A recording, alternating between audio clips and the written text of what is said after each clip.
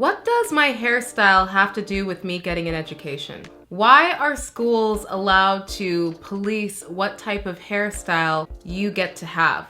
Those are two questions that I've been thinking about a lot these past couple of weeks because someone recently commented on the video that I posted a year ago talking about the Crown Act and several different instances of hair discrimination against Black students. The Barbers Hill School District told DeAndre Arnold that his long dreadlocks violate its dress code.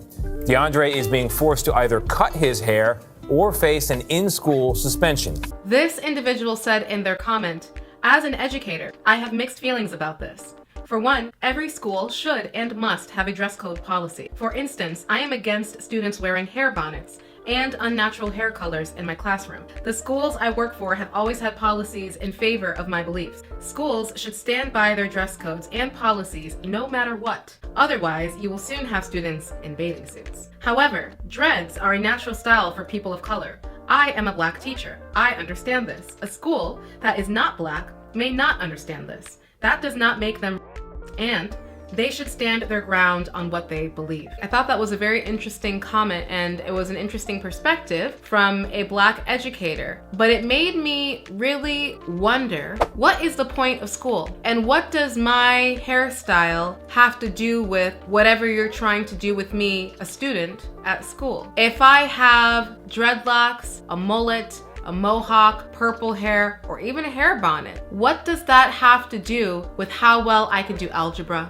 how well I can read, or whether or not I remember the date of Pearl Harbor? As someone who hopes to be a parent one day, if I'm sending my kid to school, I'm sending them because I expect you to teach them things, but more importantly to me, to teach them how to critically think for themselves, to learn how to communicate with other people, to be disciplined and complete assignments that are given to them. I'm not looking for a school to teach my child how to wear their hair or how to dress. Now, when it comes to dress and what this individual had said about, we have to have a dress code because if we didn't, kids would be coming in their bathing suits, I can understand that. I can understand you don't want kids with their hormones raging coming to school wearing outfits that are very sexually exploitive, like a bathing suit maybe. But I don't see how any particular type of hairstyle would have any kind of sexual connotation to it that could be inappropriate. It's just a hairstyle. So what would be the issue? I've also heard people make the argument of, well, you shouldn't have,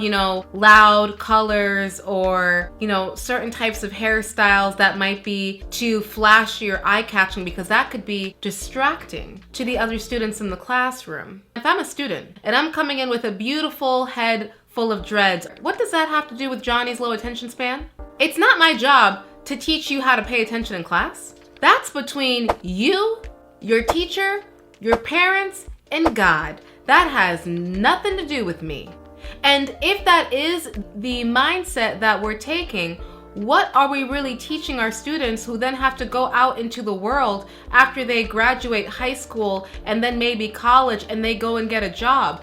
Do we think that their boss or their colleagues or their coworkers are going to come to their office and make sure that there are no distractions? That's not reality. That's not realistic. When you go and get a job, there are going to be distractions, and guess what? Your boss is going to expect you to have the self-control and the discipline to know when to shut out all distractions, when to turn off notifications on your phone, when to make sure that you're not checking your Instagram page every 2 minutes so that you can complete your work. And if you don't do that, if you can't do that, guess what? You're gonna need to find yourself a new job because you're probably going to be fired. That's reality. That's life. So what are we teaching kids in school if we think that we need to shield them from any potential distraction that a fellow student may have? If you ask me, dress codes, for the most part, are just a way for our school systems to control our youth,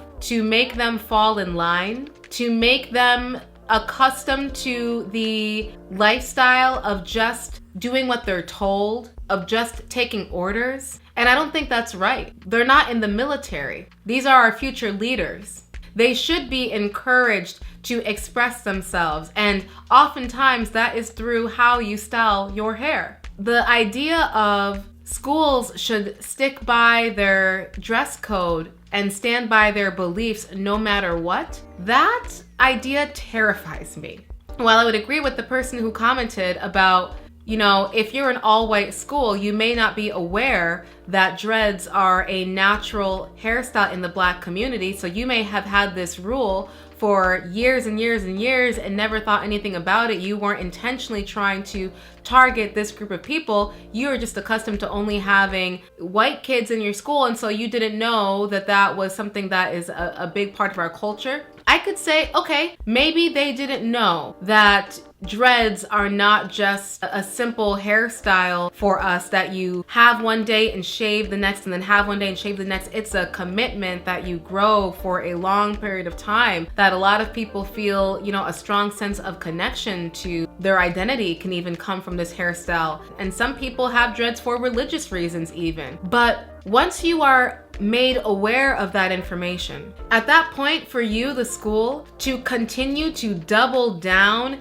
and stick with that belief, I don't know what other thing you can call that but prejudice, because you now know. And so for you to just stick with an old law or an old rule just to stick with it is crazy to me. We live in a diverse country with diverse people who have diverse experiences. And this country, even though people like to tell us that it's not this way, has a history of being prejudiced against certain groups of people. And we are told every single day, we're just complaining about nothing. Show me the laws where those things are still in practice. And then we show you the laws where those things are still in practice. And then your response to us is, every school district in the nation has a dress code.